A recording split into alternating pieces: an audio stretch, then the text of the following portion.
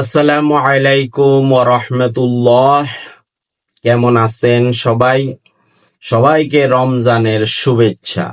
রমজানের 30টা রমজানের 10টা রমজান রহমতের যেই অংশটুকু প্রায় শেষ, কিন্তু আফসোসের বিষয় এই রহমতের প্রভাব, রমজানের প্রভাব, রমজানে আত্মশুদ্ধির শিক্ষা দেয়। সে আত্মশুদ্ধি আদৌ আমাদের ভিতরে কি এসেছে? আমাদের সামাজিক যোগাযোগ পত্র পত্রিকা, নিউজ চ্যানেল, সর্বত্র আপনি দেখেন দেশের অবস্থা, সামাজিক অবস্থা, পারিবারিক অবস্থা কত করুণ। এমন একটা মহান মাসেও যদি দর্শন, হত্যা, কাটাকাটি, মারামারি চলতেই থাকে, তাহলে 90-95% মুসলমানের দেশ, এটা বলা কিভাবে সম্ভব? একটা দেশের মুসলমানের সংখ্যা 90-95%, সেই দেশে এই বরকতময় রমজান মাসের রহমতের 10 দিন যদি বিচার বিশ্লেষণ করা হয়, দেশে যেই অরাজকতা চলতেছে, মানুষ যা ইচ্ছা তা করতেছে, পারিবারিক সমস্যা, সামাজিক সমস্যা, রাষ্ট্রীয় সমস্যা, সন্ত্রাস, দর্শন, হত্যা অহরহ প্রতিনিয়ত প্রতি ঘন্টায় হচ্ছে।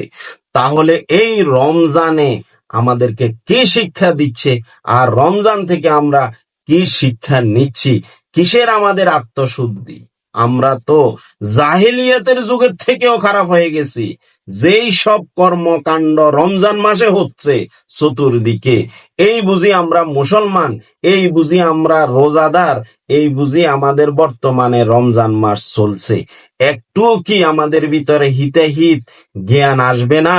এত ওয়াজ নসিহত, এত মিলাদ মাহফিল, এত কিছুর পরেও মানুষের ভিতরে কেন মনুষ্যত্ব আসছে না? কেন আমরা এরকম দিন দিন হিংস্র হয়ে যাচ্ছি? আপনাদের কাছে প্রশ্ন রাখলাম, আপনারা একটু কমেন্ট করবেন। কেন আমরা এরকম হিংস্র হয়ে যাচ্ছি?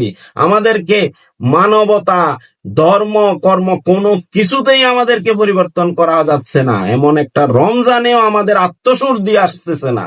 আমরা নিজেকে নিজেরা সংশোধন করতে পারতেছি না। মনে হয় যেন আমরা হিংস্র প্রাণীর মতো, কাকে খাবো না, কাকে ধরবো, কাকে মারবো, কেন একটা যেন হাহাকার অবস্থা চলছে। কেন এই পরিবেশটা? কেন আজকে কি জন্য এরকম আমরা পাগল হয়ে গেছি? আমাদের থেকে মনুষ্যত্ব বিলুপ্ত হয়ে গেছে। একটু কমেন্ট করবেন, আপনারা কি মনে করেন? আমার কথাগুলো কি সত্য?